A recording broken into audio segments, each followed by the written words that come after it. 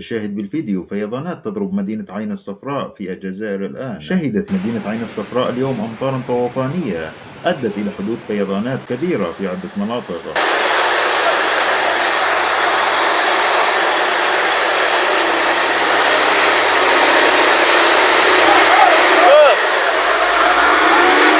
وتسببت الأمطار الغزيرة في سيول جارفة اجتاحت المدينة اليوم الأحد بتاريخ 8 سبتمبر أيلول 2024، مما أدى إلى غمر العديد من المنازل والسيارات بالمياه،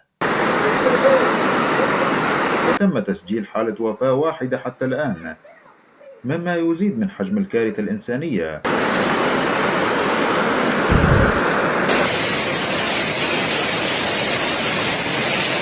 وفرق الأنقاذ والسلطات المحلية قامت بتدخل عاجل باستخدام المروحيات لإنقاذ العالقين في المناطق المتضررة، واضطر العديد من السكان للانتقال إلى الطوابق العليا للنجاة من الفيضانات، والأوضاع في المدينة لا تزال حرجة.